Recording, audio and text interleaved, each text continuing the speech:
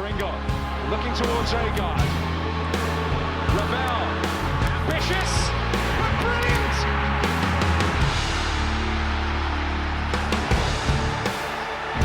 I don't believe it! I swear I do not believe it!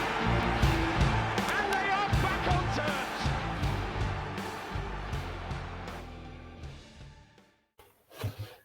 Hello and welcome. This is New York Talk. Maybe not a fun one, this one, but I'm sure it'll be probably worth listening. We might start arguing with each other, it'll be hilarious. We've got the 4-2 defeat to Fleetwood to talk about, and then we're going to look ahead. Saturday, Tuesday game again with us. Saturday, Tuesday, we go away to Lincoln City on Tuesday night following their 5-1 win away at Cambridge on Saturday. So that could be a fun one. We have a full house again. Mick, Ben, and Danny are with us. Thank you for joining us, boys. No worries. Hello again. Yeah, it was a 4-2 loss. Not a great day. Let's get straight in with some fan questions. Let's let that guide us. Ian Branners on Twitter asks, one is still finding fuel to change shape even when we're getting battered. Chio and Sadler around wing backs can't defend. Harden didn't know what day it was yesterday, and this is largely due to the system employed. Mick, let's start with the general question before we get more specific. Is the system the reason we looked bad yesterday, or was it other problems? I think it's one of the problems, yeah, definitely. Because whoever that ginger lad was up front for them, I can't remember his name now. Callum Morton. He ran all of them ragged. So yeah, I think that was an issue yesterday, definitely. He got some pace. He just dragged them all over the place, and unfortunately, like Ian said there, you know, I mean, Chio defensively is a lot better than I anticipated he would be, but he is an attacking player at the end of the day. Sadly, he's not a defender. He's not a wing back. He doesn't know how to defend. It's not in his game. Well, of course he knows how to defend. He's a professional footballer, but you know what I mean. It's not part of his game. So consequently, it left the back three isolated to deal with the pace that lad had got up front. And they didn't deal with it very well. I think they could have done a lot better. I suspect Wes Harding's maybe suffering from a bit of jet lag or something because he simply wasn't on his game yesterday at all. He's certainly at fault for the first goal. It needed a change. It needed a change, and unfortunately, we didn't get it, did we? No. What? I thought we did get a change in formation with 3 strikers on pitch. At the very, very end, when we were already 4-2 down, we went 3-4-3, which we'll come on to because I didn't like that either. But we'll come on to 3 at the back then. It's worked quite well in the past. Let's not get ahead of ourselves. It worked pretty well in the Championship. Defensively, we were pretty sound. And for the five games up to this one, 6 or 7 if you include the cup games, it's worked all right. Do you think it was just a one-off, and this is a bit of a knee-jerk reaction from everybody, or do you think there has been cracks showing in the past few weeks? No, I think you play 3 at the back, so you're always going to get cracks showing. But we've that's mad. But we've got the attacking players to make up for it. I think yesterday they scored an amazing free kick, and I think they had a good number 9. Had a very good game. I didn't see the problem with their third goal. The first one, it was like a maybe offside. It wasn't offside. That was their second goal. It was. Yeah, that was a well-timed run. That's a good goal. Their free kick, good goal. Their number 9's goal, good goal. Like, you know what I mean? They're good goals. Yeah, maybe could defend a little better, but they're good goals. They're not anything to do with the system. Their number 9's a very, very good player. And he had his way with us. So I don't think it's system. I don't know what it was. We just went on our game. We scored from 2 set pieces, which is not good. But yeah, I think everyone's overreacting, and everyone, like I always say, likes to get the football manager head on. We should have done this. We should have done this. We should have done this. Whatever. You're not a football manager, so just keep it. Okay. I suppose one point, Danny, could be that yes, 3-5-2 does work. We've shown it does work.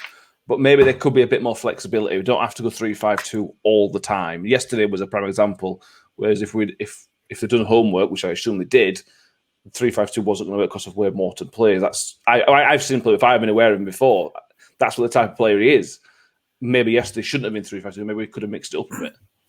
Yeah, we could have done. And I mean, we were after Callum Morton. Is it Callum Morton? Yeah, we were after him on deadline day, but he went to Fleetwood for more game time. So that must be a bit of a kick in the teeth that he's come here straight after and then scored. But I do think with 3-5-2, it does have its disadvantages. But if you've been training to play that way with how do I put it? With not little interest shown, but you like that's your way you're going to play, so you don't really focus on other formations. You know, it's like this is the way we're going to play, and we're going to do it well. But I think yesterday, I think it was a case of not enough players were on the game. It's like you could say Harding was a bit at fault for the first goal because he wasn't strong enough and he tried to dive into their player instead of trying to stand him up in the box. I still don't know how he scored that first goal because the angle was so tight and it somehow squeezed in. Like Ben says, we scored from 2 set pieces. It is quite funny that Morton went down for a penalty and then we went up the other end and got our own. But yeah, their second goal, you could say it might have been offsides, might have not, but the defence didn't react quick enough. But I think they were so set on it, we were offside, we just didn't react quick enough. And then that's another exploit of 3-5-2. Those three defenders, if there's no cover on the wings, he's gone. And if you think he's offside and he's not, then you have to get back yourself, and that's a disadvantage.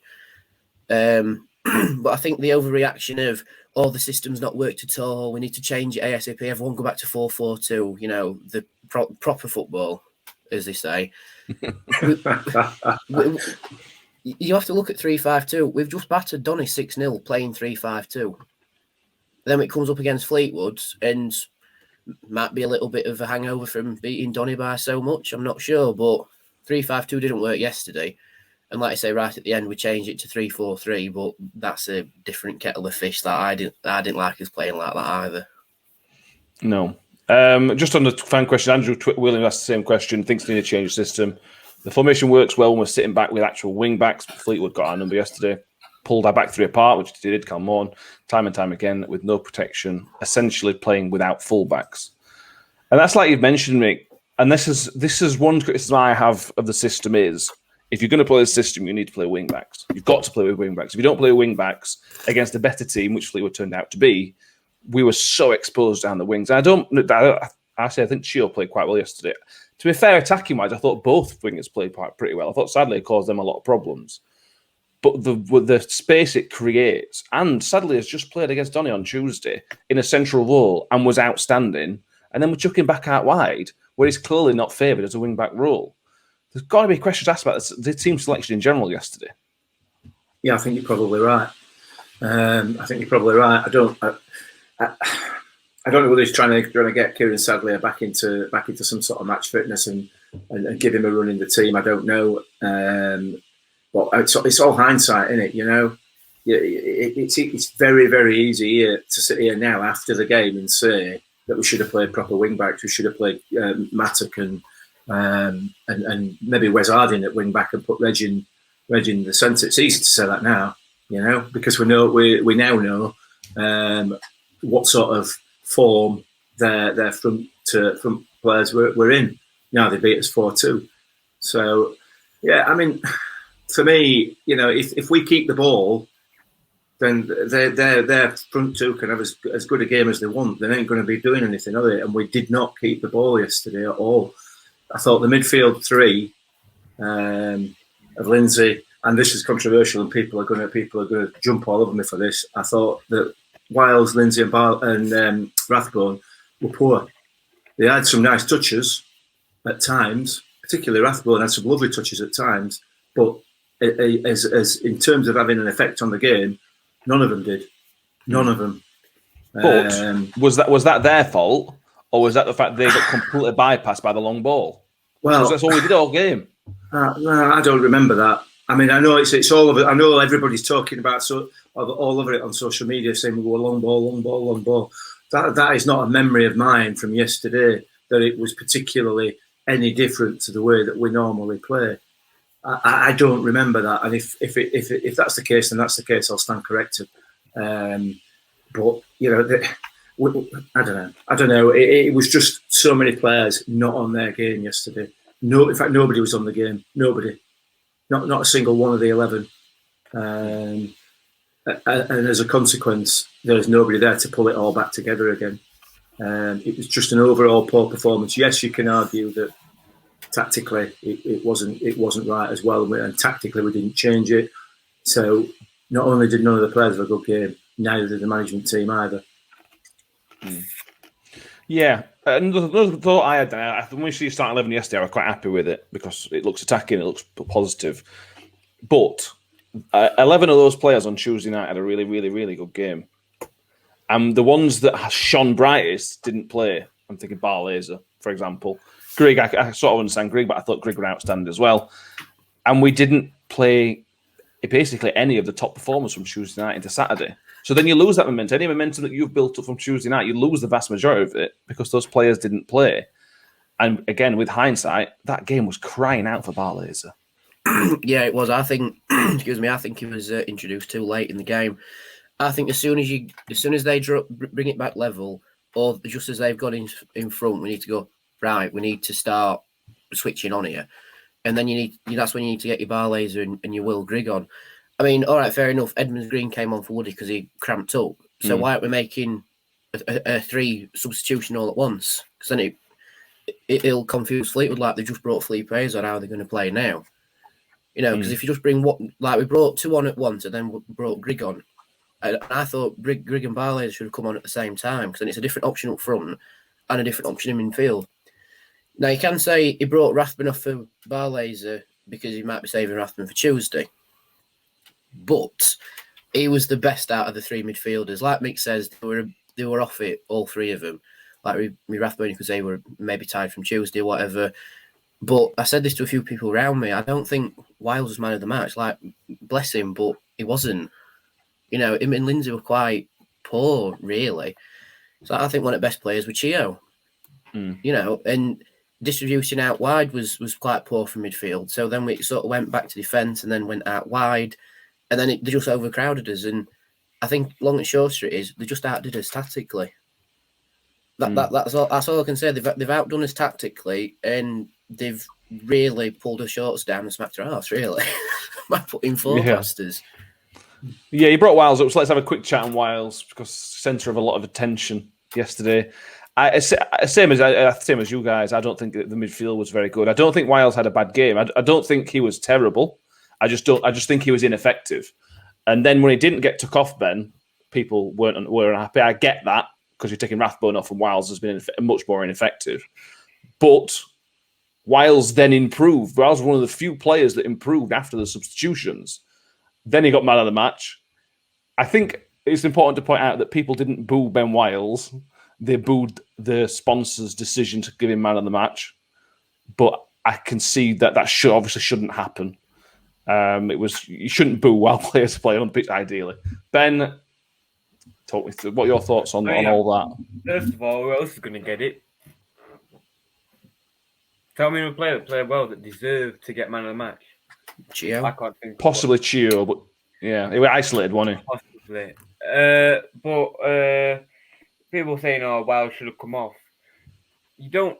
This is the big problem I have with it is you don't know what the game plan was, you don't know what they've been asked to do, and you don't know what he's seen on the field that's made him not take Wild off.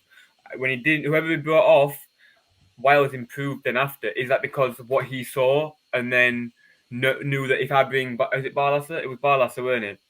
Oh, that's game on, yeah.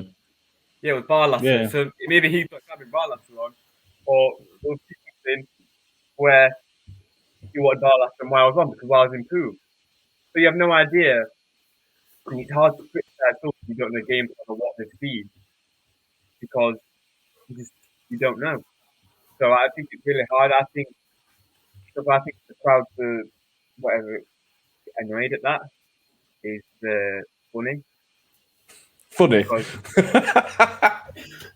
just go to Mayweather's boxing gym and have a go at him when he makes a decision because I have no idea what he's doing. So you have no idea what football manager. You can't tell an expert how to do his job.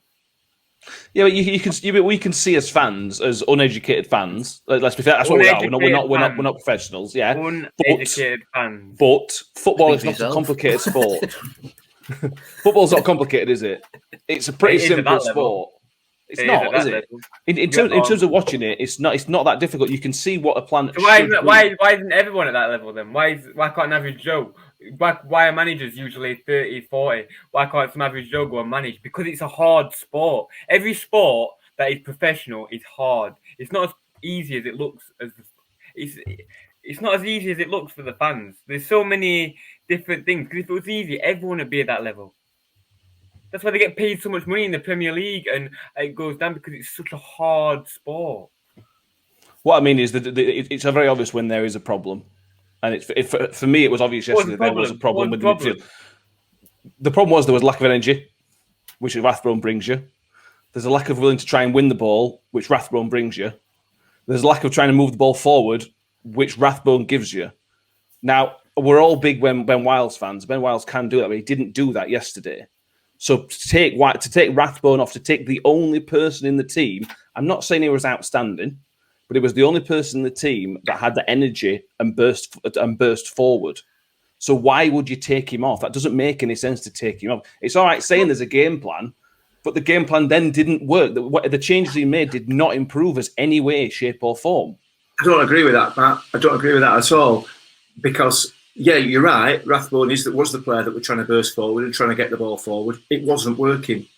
We weren't getting the ball forward. We weren't feeding the strikers. So what he's done is he's taken him off and brought another option on in Dan Barlaser to try and get the ball forward a different way, to try and introduce a different option into. Well, then you're taking one option away for another option. If you keep Rathbone on, you've then got two options. You've got two people trying to do slightly two different things that can then work. But then you lose that bite in midfield.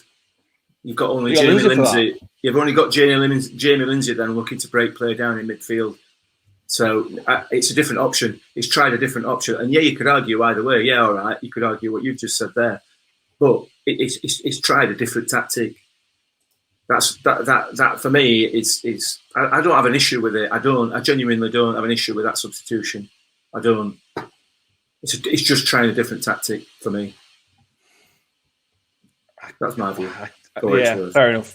I can't. Yeah, Danny, what are your thoughts, mate, on that? On the midfield changes and people that were in there.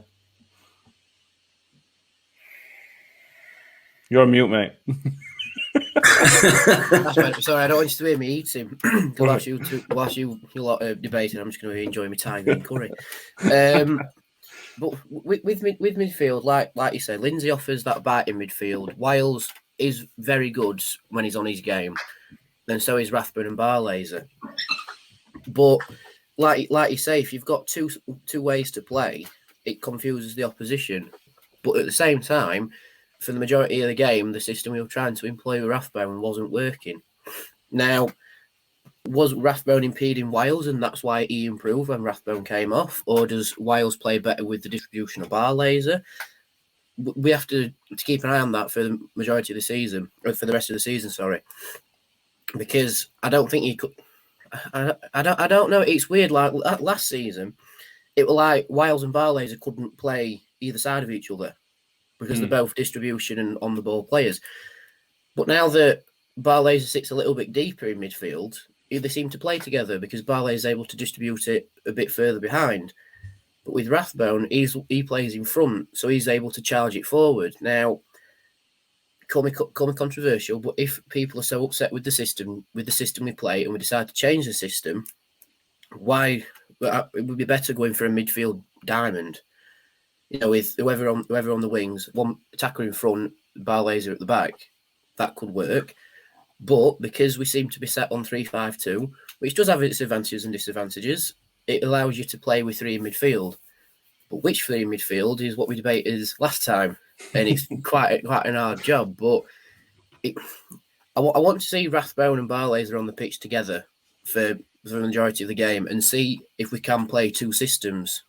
If we can play two systems in a game, we'll sweep someone by however many.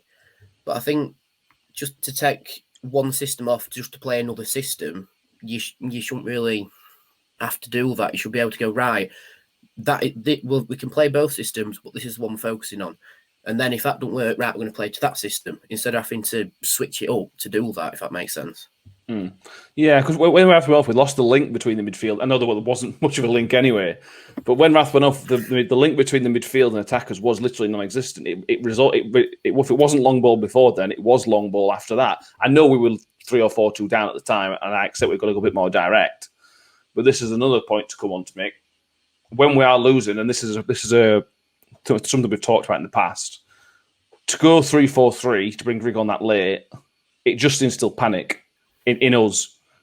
We didn't really look like there was an idea. It then became very, very, very direct. Now I see what he's doing, trying to do that, but it didn't improve us. It didn't improve the way we were playing. And so I tried something different. We've done this before, and it's not. Whenever Warney tries to change the formation when we're chasing the game, it never ever improves us. That's one area.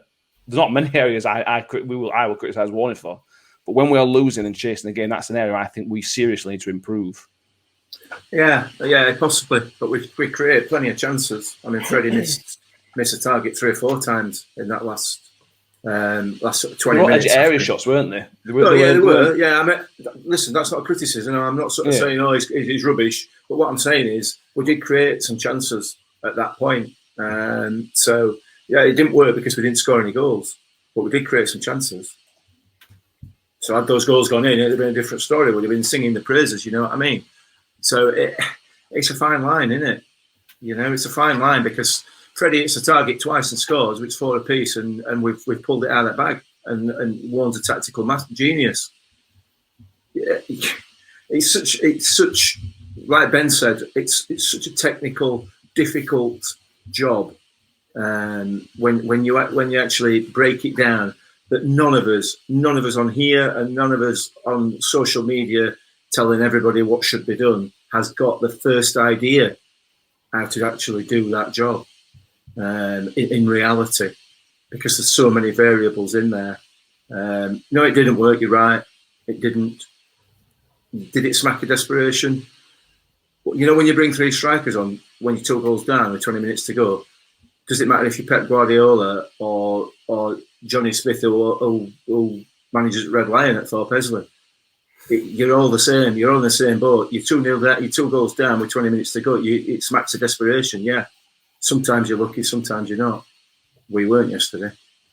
So, well, it's so easy to sit here and criticise, isn't it? So easy. You know, and too easy. Yeah, it is. I find it. I just find it sickening, really. Sometimes it would be so interesting to see these people who, and the ones as well that said Tony needs to dip into his pocket. You go and you go be a millionaire, right, and then go buy a football club, and then let's see who's dipping into the pocket to buy players. Because I bet you're not, right? And it'd be so interesting to see them sit in a room or be at the training ground for a week and sit in the game plan room just to hear how they think. And I guarantee they would not ever criticise them again. I think. Well, you got to bear in mind that these people make mistakes, and Paul Warren with the first one to make mistakes. He said after the game yesterday it was his worst performance of the season, and no doubt they'll be. As we speak now, I imagine he'll be thinking about the game, thinking about what went wrong, where it can improve. We'll be doing exactly what we're doing, won't he? He'll be talking about the game. He clearly has much better knowledge than us at football. That goes without saying. But it's still issues that we can see. There's still issues on the pitch that we can see as non-professionals. There are parts of it that are very obvious with a problem. Now, he's got to... Not only has he got to identify the problem, he's got to fix the problem. We can just talk about it and identify it. We can't identify it because we don't know what the game plan was, so we don't know what went wrong. Well, we know what went wrong. We were rubbish. I don't know what went wrong. We were rubbish. Why? Why? Because it was 4-2, that's why. Because of all the problems we've just gone through, because the way we played wasn't right. The fact that we allowed Callum Morton to completely rip us apart. The player who we tried to sign. So we should know, if like Danny says, we tried to sign this geezer, we should know his strengths and attributes then. So that's again a question on setup. If we know he can do that type of thing, so if Iran Woody ragged yesterday, we all know how good Woody is, but we all know he's got his problems. was it right to start Woody in that game? Because he did run him ragged.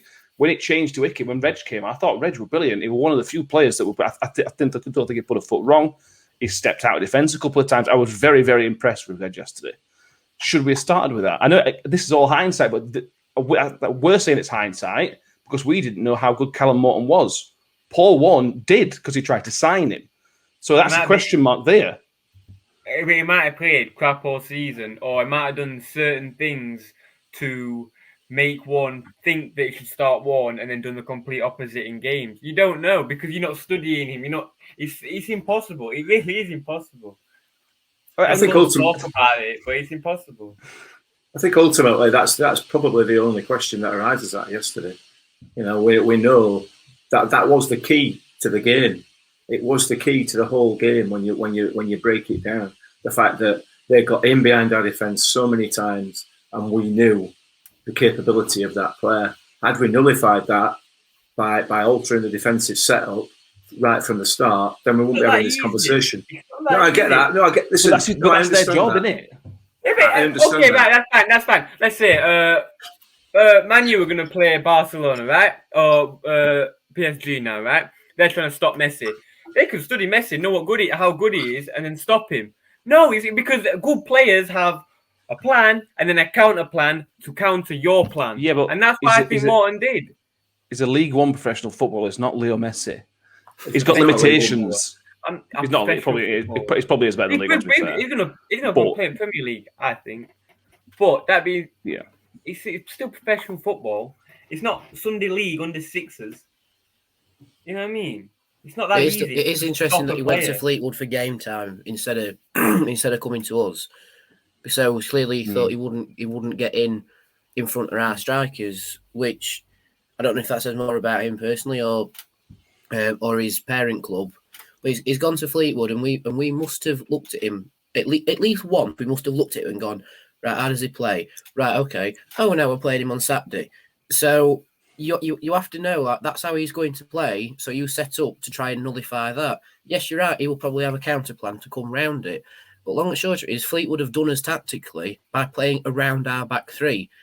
Morton didn't play around our back three. He was just the figurehead who ran them ragged so they could get it out wide and then just play around us.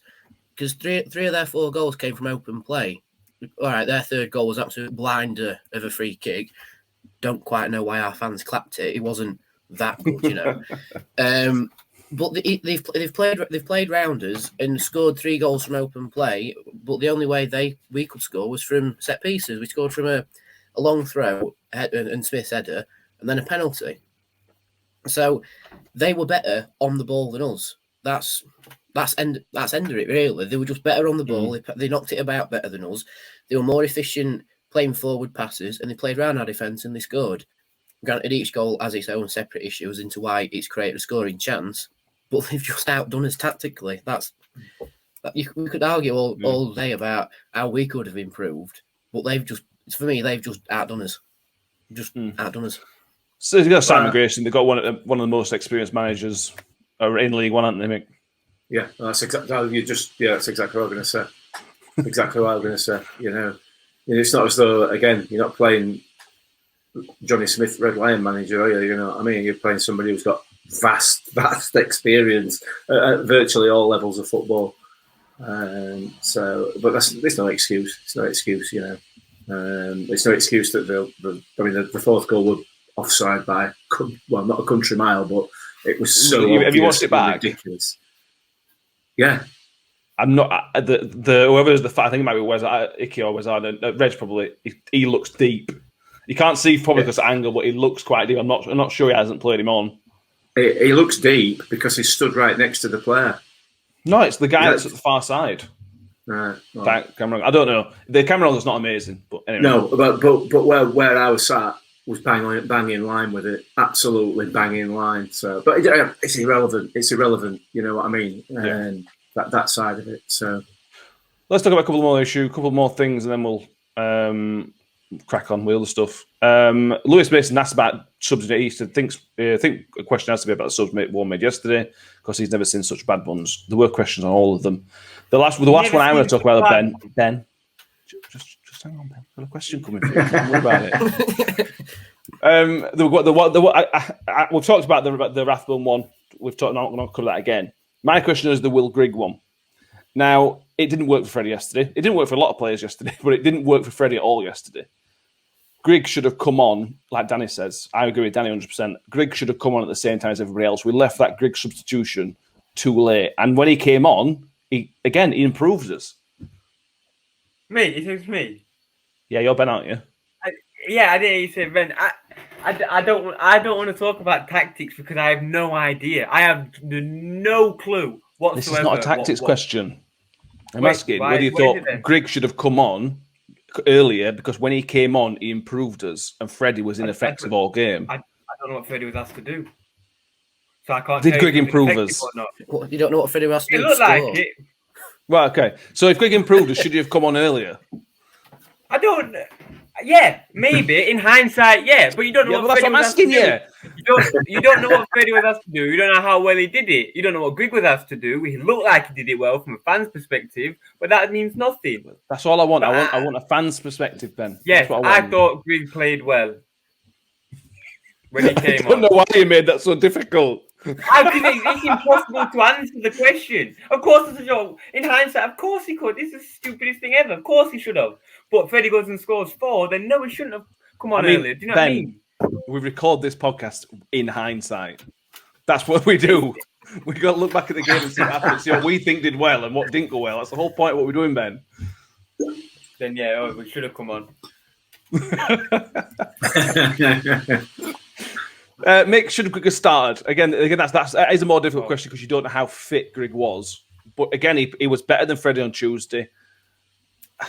I'm certainly not going to slate one if this one, but you could have argued Grigg could have started. Yeah, you could, and you can argue the other way as well. So that's really that, isn't it? You know, you'll have 50% people down on one side. Well, no, probably not. You know, you'll have a number of people down on one side and a number of people down on the other side of the argument. Yeah, he could have done. We lost 4-2, so maybe he should have done. But what? I mean, what's what do you do? You know, he's made his decision, and he's put his trust in Freddie to partner Smith. Freddie, much like a lot of the rest of the team, were really anonymous pretty much for most of the game. And when he did get his opportunities, he didn't take them. Unfortunately, that's how it is. That's life. It's the life of a striker, isn't it? You know, certainly at League One level. So yeah, maybe he should have started Will Grigg. But let's just bear in mind that this is not the Will Grigg that was going against Man City. This is the Will Grigg that's been sat on bench at Sunderland and not even on the bench at times for over the full season. You know, is he really fit enough to start? Yeah. You know, so it will be, and I'm sure he'll be a key player for us this season. Because to be fair, before I started the podcast, I did check, and I think we've still got over 40 games to play this season, which is a bonus, you know what I mean? So, and unfortunately, as a bit of a spoiler alert, we will lose some of those games. Yeah, we will. Hopefully not in that manner again, because that was. Well, you would hope not. You would hope that we will have learned from that, wouldn't you? But you know, time will tell. Yeah, well, it's another home defeat, but I say another home defeat, Danny. But what I mean that in the sense of the last 2 or 3 seasons, our home form. Let's forget COVID for a minute because that's a weird season. The season before that, our home form when we got promoted, if our away form weren't the best in the league, we'd end up finishing mid-table. I don't know what it is. It's one of those strange things that's impossible to put your finger on it. But there is a problem with us playing at home over the past few seasons. I think one thing it could be, this is going to sound a bit controversial, but one thing it could be is the impact to fans. Because if you just take this season as like its own entity, we haven't scored at all in front of the North Stand in the league. It's always been in front of the South Stand.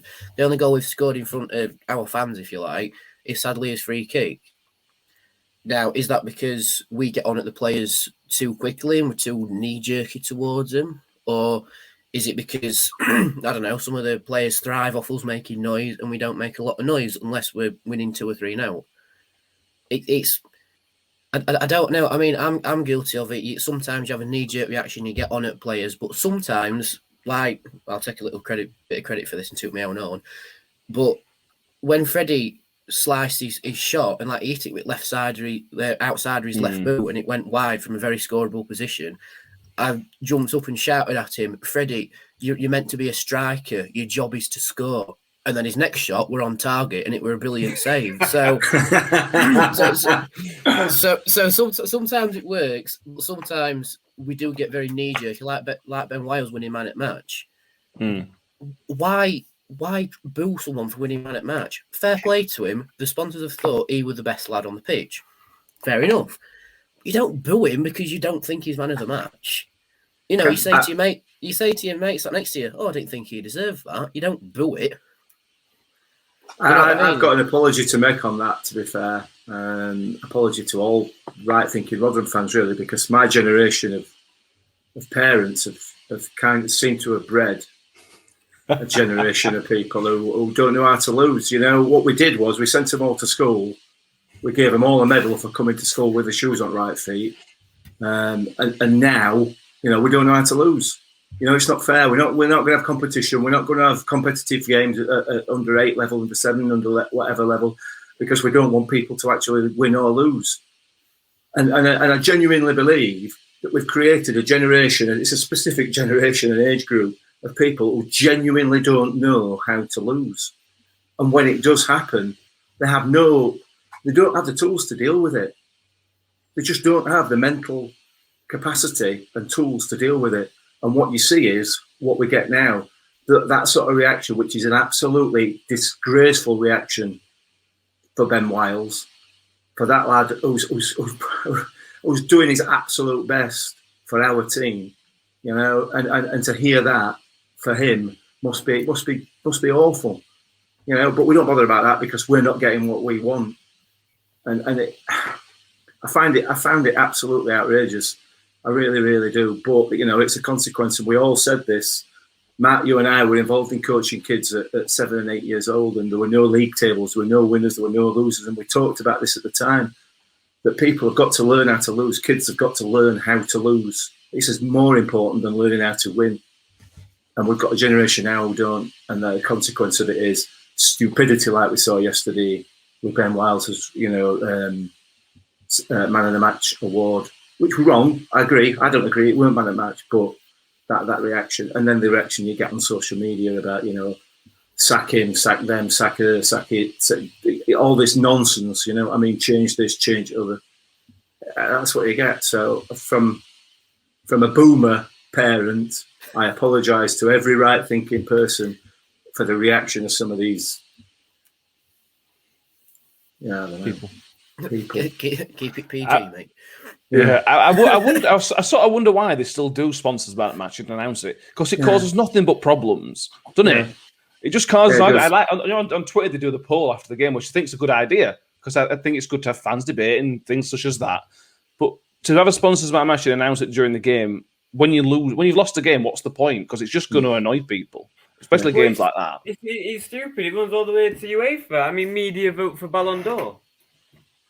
So it's stupid. It's the stupidest thing. It's the stupidest thing.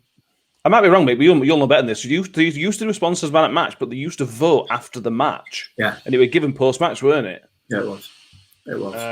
So I don't know why they do it. It just seems to create a potential division when you're not winning games. Yeah, it does. It always surprised me that when you've had a particularly bad Saturday afternoon, you know, at sort of 25-5, and you're 2-0 down, and you just want to go home, and it's throwing it down with rain and freezing cold, and you're looking like you're going to concede a third, then we come up with some man at match.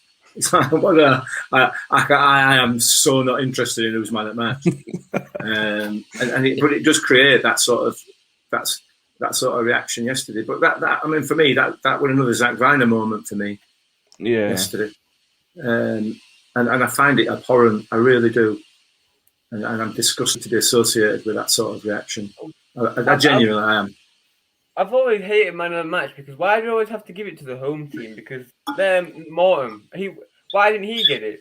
because he was the best player on the pitch. Everyone in the stand, everyone in the stadium, everyone in Rotherham knows he was the best player on the pitch yesterday. So what's the point in giving it Ben Wiles? Why can't we just give it him?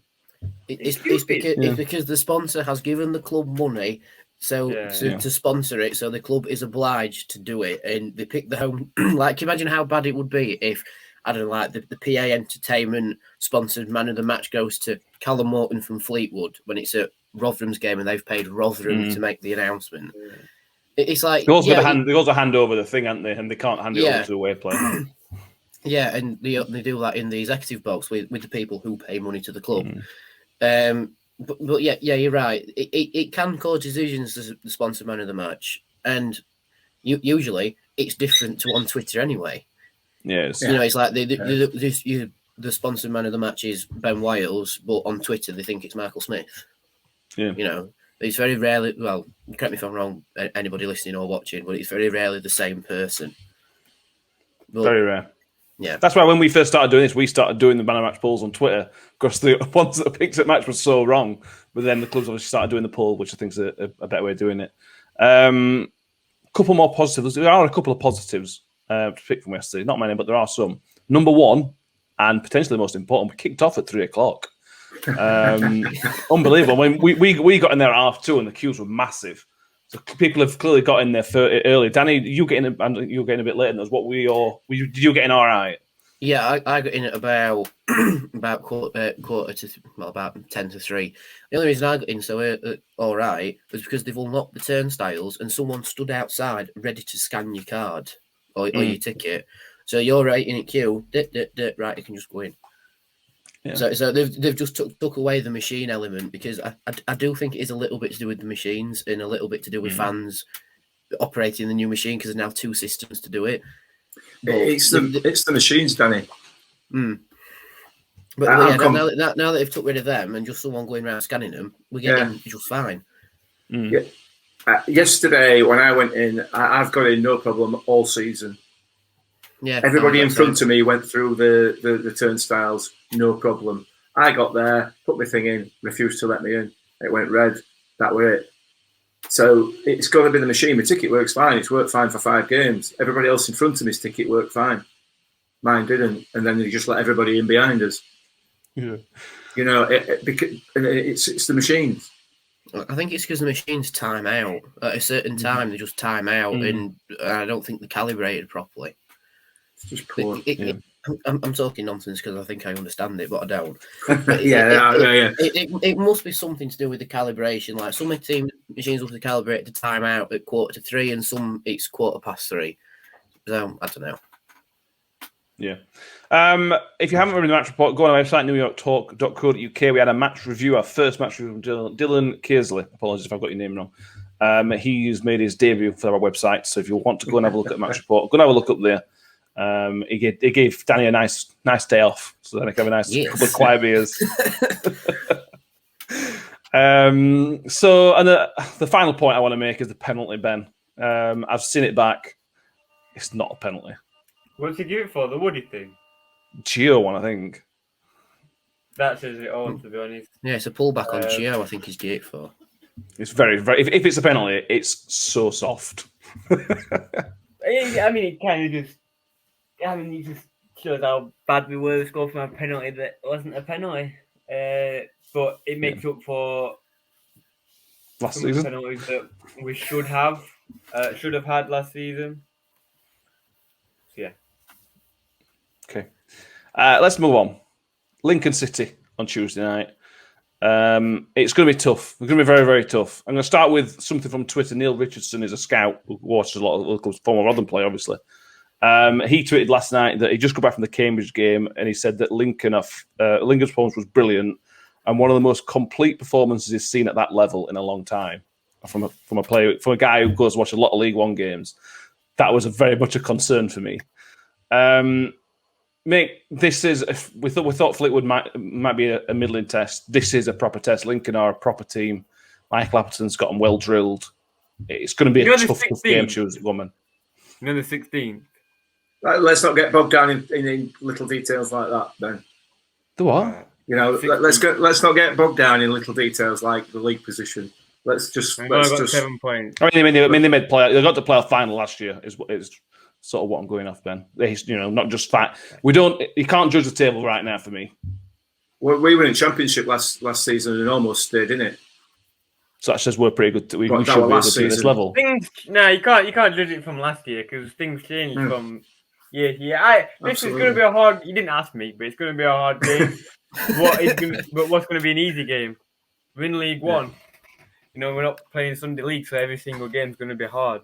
But that's why you play football. If it was easy, it'd be boring. Listen, Paul Warren's going to go to Sinsel Bank on Tuesday night, and he's going to get a reaction from his players because of the performance that they put in on Saturday. He will get a reaction.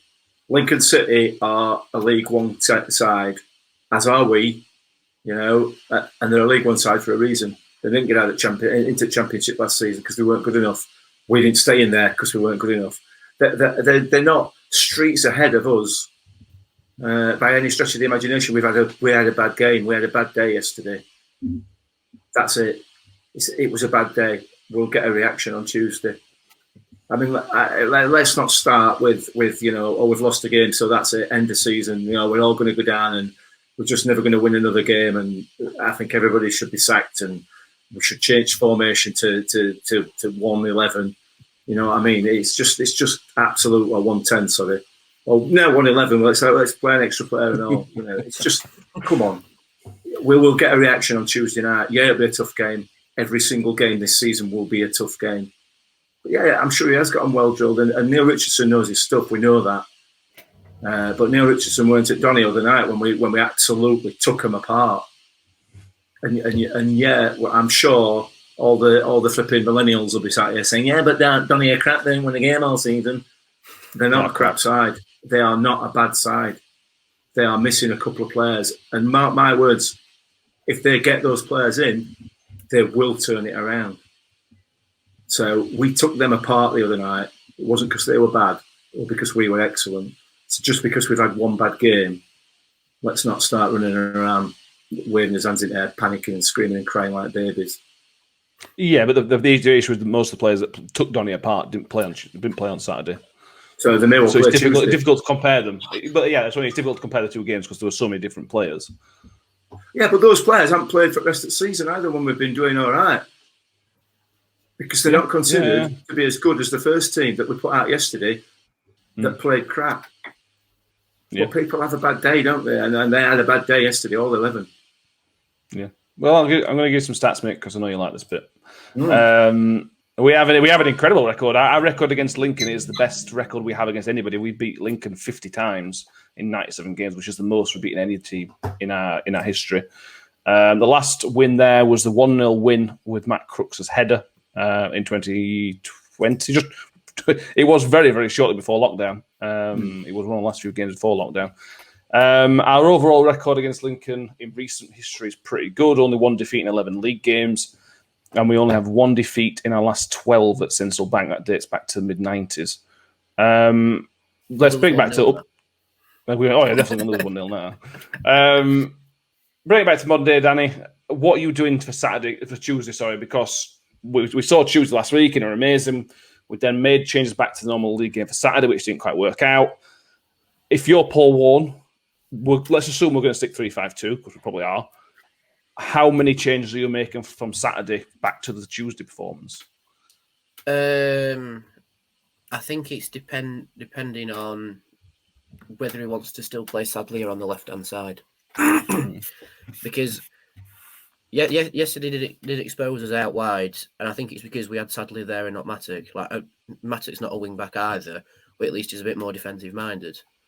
But for me, you make a couple changes. Like you could say that Woody might not play because he's might have a bit of a calf issue. So then you could bring Edmonds Green in. I wouldn't change the formation or anything. I think we need to stick with what we know and what we've trained with for that we've been playing since we played Parkgate. We've been playing 3-5-2. So I'd stick with that and might make a couple of changes, like maybe rotate midfield and bring Barlaser in to start. We might give Grigg a start because he's he didn't play for long on Saturday, so he might start Tuesday. But I don't know. I think the main thing that Warner needs to concentrate on is getting them up for it, because guaranteed after Saturday the heads will have gone down. You could see it before the end of the game. The heads were down because they had no answers at all. So, and a lot of people are saying, "Well, Warner needs to proper have a go at him in the dressing room." I don't think he does. I think he needs to bring them all in Monday and just go, right, we've had a stinker, but we need to go again Tuesday, and then just train on, and then just show them where they went wrong. That's what I'd do if I were a manager. I'd show them where they've gone wrong, and then show them how to do it correctly in training. And then you get that reaction on Tuesday, like, right, we know what went wrong. We know how to get round it now. But knowing how, look, history's on our side, like it was with Fleetwood, and we'll lose 1-0. Or Lincoln will absolutely batter us.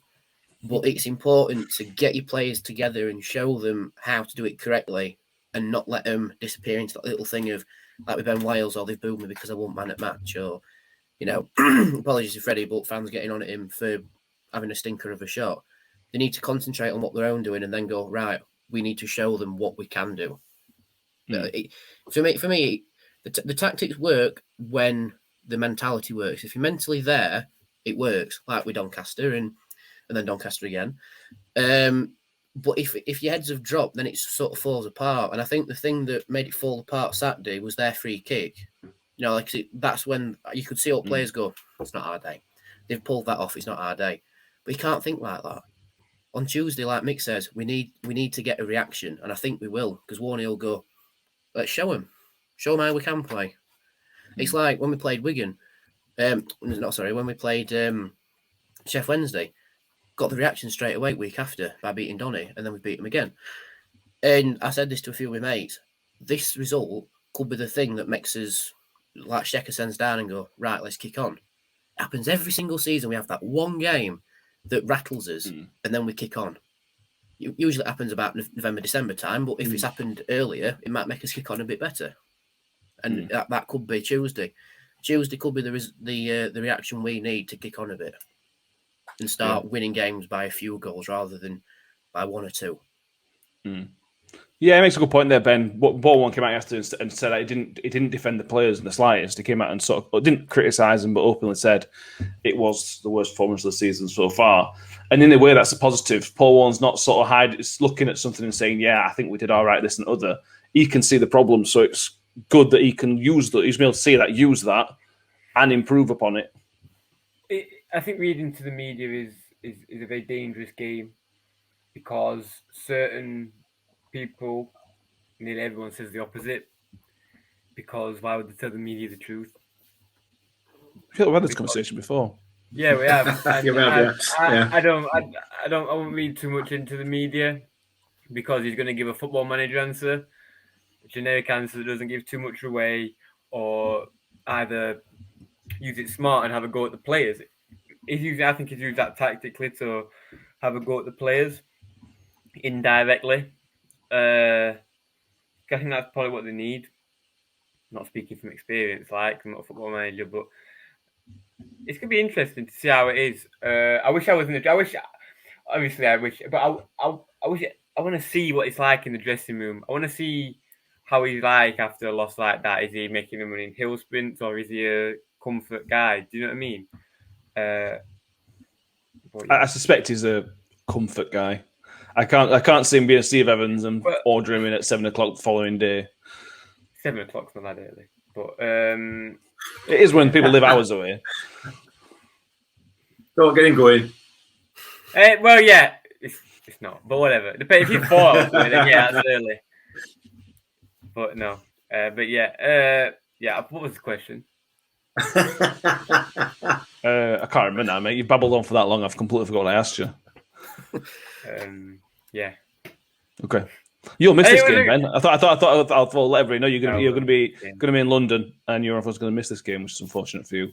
Yeah. So when we do the episode on Friday, Ben will talk about highlights, I suppose, Ben. Well, yeah. I mean, I don't have time to do it. To be honest, I've got training this week now. I mean, highlights literally last 3 minutes. Yeah, I mean, to do the podcast.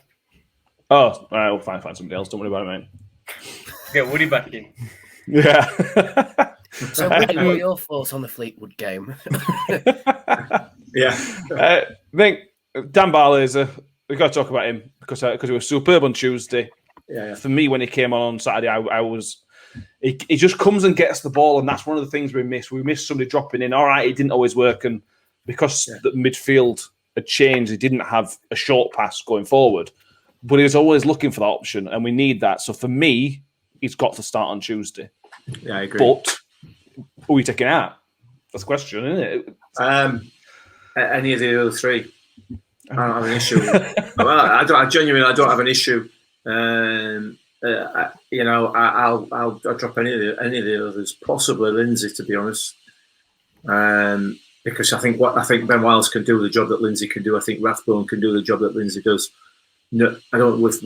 There's nobody in this division that can do the job that Dan Barlaser does. Nobody even close. Probably nobody even in Championship.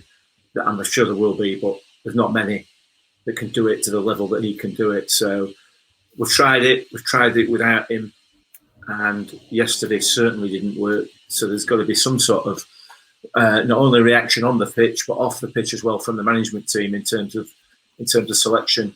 I think you're right. Dan Barlaser has to play for me because I think he's just an absolutely pivotal player. And particularly if you're going to start putting Will Grigg up there, if Will Grigg plays as well, the ability that Dan Barlaser's got to ping that ball onto a sixpence from 60 yards, you know what I mean? Sorry, onto a 1p piece because we don't have sixpences anymore. People won't know what that is, will they? You know what I mean? Thruppence. I have heard that saying before. Not a tenner. You've heard that saying before? I have heard that one, yeah. Wow. I've got one. I feel complete now. Ref watch is Peter Wright, not the Scottish darts player. No. With his funny hair. He last refereed us in 2019. The 2-2 draw against Fleetwood when we had all the illnesses and stuff. That was his last game he refed us. I don't remember any decisions from that day, which is a good thing from a referee's point of view, I suppose. There's a question mark over Woody, Danny. Will he play? Will he not? If there's any slight issues, I think that they won't play him.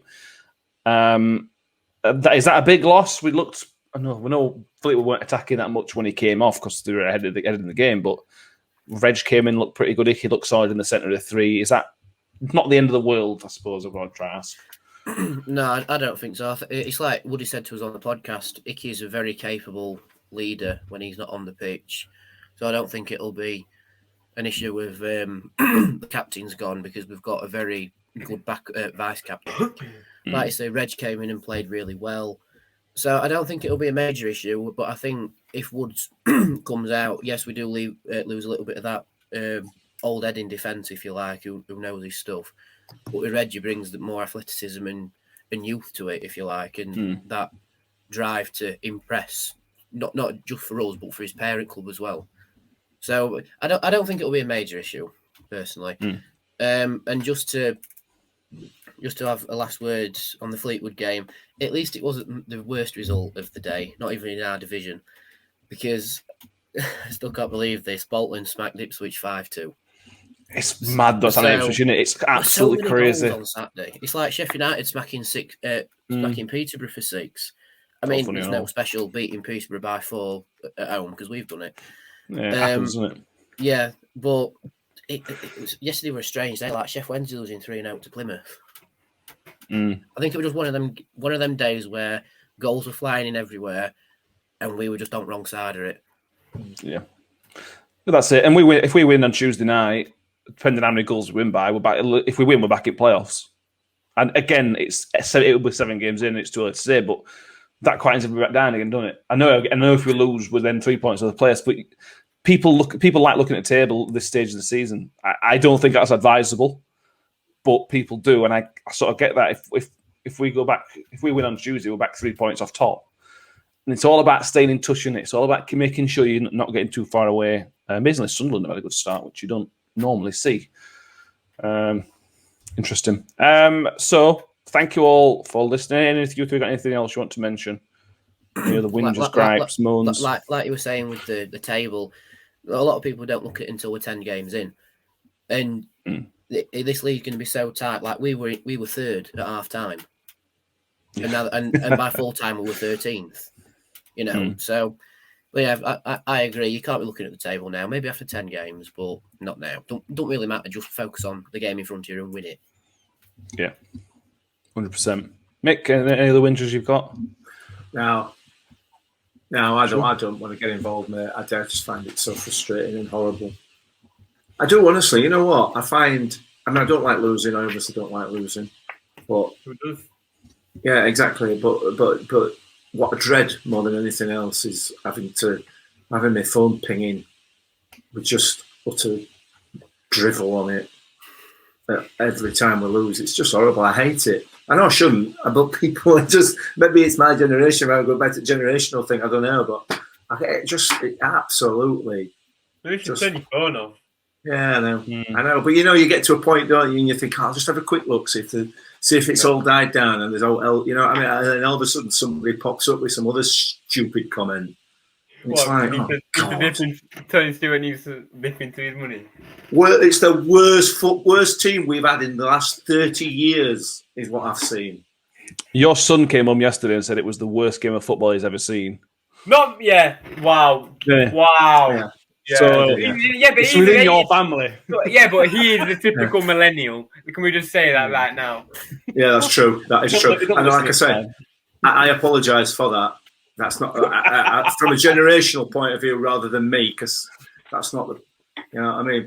But you're right, absolutely. He's grown up in the, at school you'll get a medal for turning up with your shoes on the right feet, like I said earlier on. You get a medal for turning up at football training. You get a medal for this. You get a medal for that. You never lost.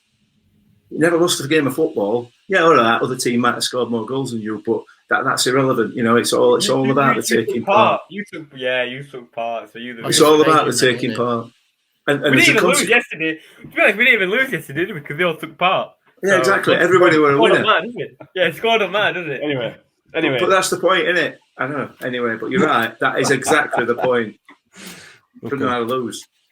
So, thank you all for listening to Mick's rant and the rest of the episode as well.